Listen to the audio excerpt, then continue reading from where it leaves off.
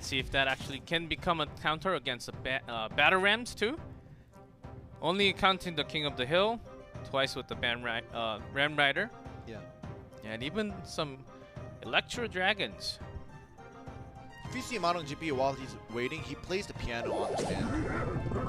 Yeah, he has that electric touch piano. You see that? He's playing. But anyways, yeah, He's trying to calm down at the same time. And yeah, those are really good signs that he's having fun on the stage. So far, just Dark Prince. Ooh, okay, there's a Hunter. And not just the Sparky deck, Hunter has been coming out a few more times.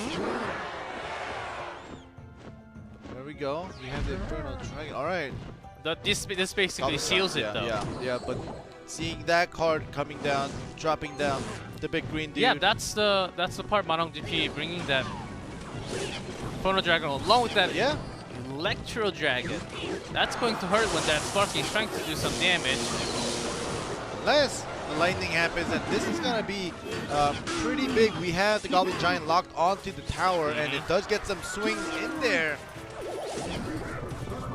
So far, KENTSUMESHI pretty confident. Yep, Goblin Giant.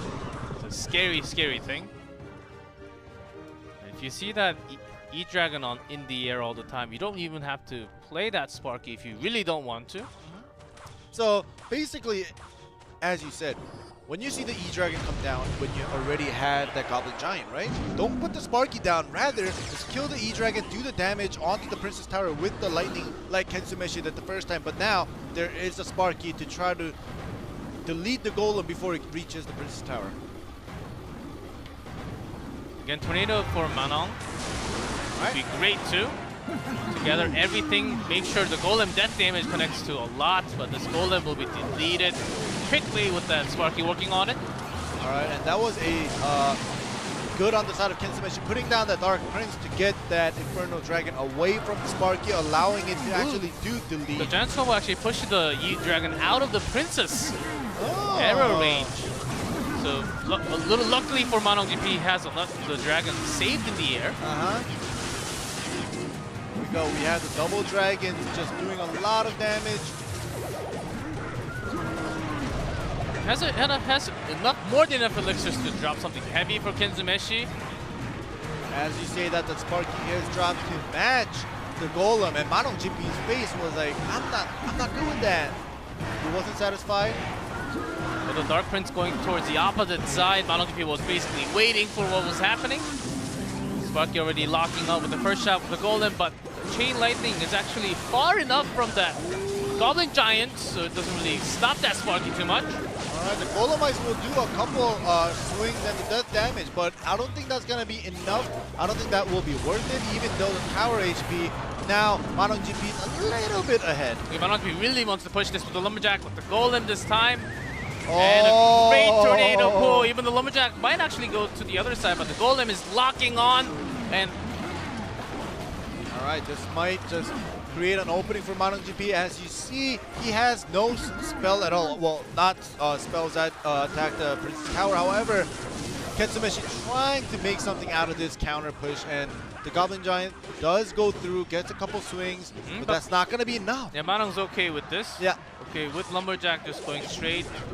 That's not the best thing, but still okay defense against the Goblin Giant that was pushing the lane too much. Alright, the bridge. Oh, they're going for it. Let's see the speed. They're going for Dark it. Prince will be pushing that Goblin Giant too much. Let's see Manong if he can actually defend this. Great tornado pull with that lightning. Goes in for 272. Oh, the lightning! A little fast from KENTSUMESHI's side. Great pull with that tornado. Really aiming for that perfect chance to stop the streak from Bren Esports. It was close, but it comes down to 2-1 now. Still Bren Esports, they're on a match point.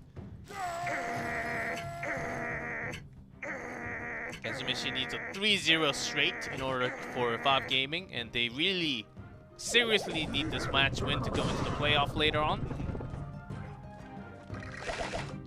We'll see if KENTSUMESHI can actually pull it off, because if KENTSUMESHI wins, he still has tried to go up against the Royal Hogs on the right side and Sparky deck. Once again for KENTSUMESHI, it has worked out pretty well. Against the Royal Hog, lovely unit to basically delete a lot of them, but didn't get into everything, so had to use another giant snowball. Yeah, it actually, you know, it looked lovely when it got rid of 3 Royal Hogs all at once, but that one guard and the one full HP Royal Hog tanking the Princess Tower, it actually did do a ton of damage to KENTSUMESHI's right side tower.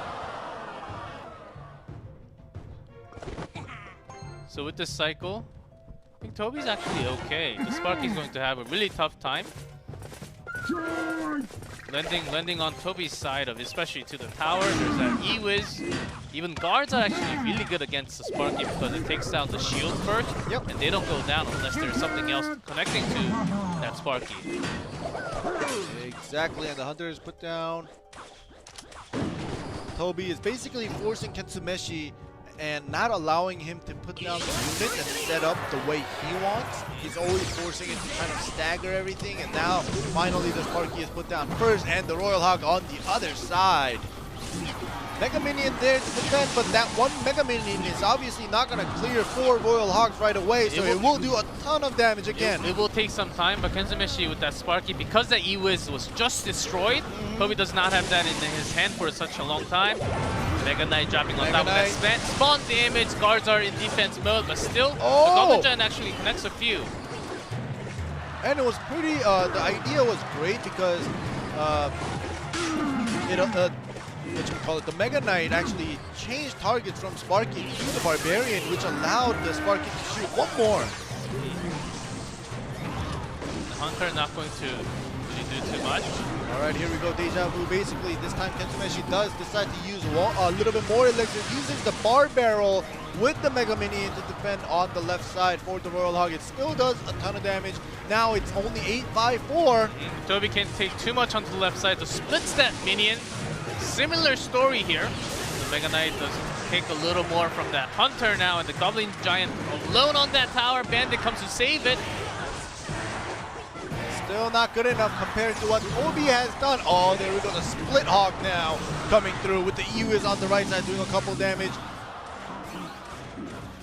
Oh my goodness. Toby has, 2 options.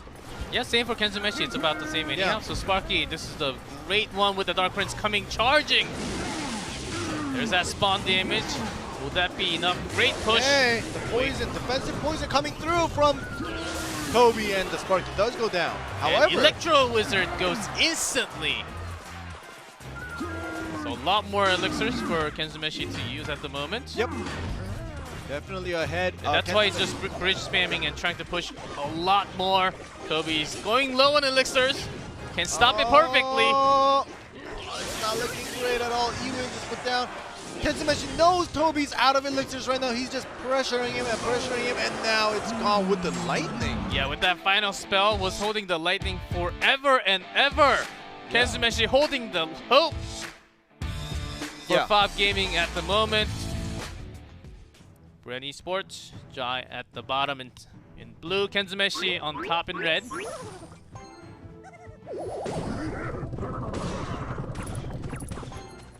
All right. And with bats, is it time to duel? Not really. Oh, with the ice. Oh. Golem, it's super quick cycle. All right. Yes, there might be one. Might be a Barbarian having that hammer on that hog. Yeah. Screaming for action, going straight into the tower. KENTSUMESHI still yet to tell with those 3 that are just being played about millions of times every single day. Barbarian Barrel, Mega Minion, Giant Snowball. Yeah. Name a deck that doesn't have those. Still Sparky. Oh my goodness. Okay. Alright, well, Lumberjack Malone here to counter that fast, to counter that push fast. But the Hunter is actually okay with that rage. Balloon does connect just one shot, but this was a surprise attack, so KENTSUMESHI did take one, but what's coming for Jai on left and right, the bats, just before the shot from the Sparky, it does lock onto the tower, but because of that small initial time before it fires, no actual damage from the Sparky. Alright, well, now basically Jai's counter with the Lumberjack Balloon did do that initial damage because of that rage, that drop in the death damage. However, Jai committed too much to the left side all at once. It wasn't no ice golden balloon, right? It was the Lumberjack balloon. So that took up a lot of elixirs, which made him take the counter damage after defending. And here we go once again. The same thing is happening. Hunter comes down just a little too late, so one more shot now onto the right side of the tower. Charge actually goes in before the Dark Prince goes down. KENTSUMESHI wants to push big time onto the left. Bats will be going down from the Spear Goblins on the back of the Goblin Giant. This is not looking great for Jai. Great zap to actually get that Sparky down before it hits. Still too much damage from the Goblin Giant directly. Even that Dark Prince is on it now with the Mega Minion. Mega Minion connects to the Princess Tower, just one, but the Dark Prince does get distracted by the Barbarian Barrel. But either way, whether the Dark Prince was distracted or not, just too much damage on the bottom left. 269. If KENTSUMESHI has another lightning, it's over. 307 damage. And he does have it for sure, but he's got enough push.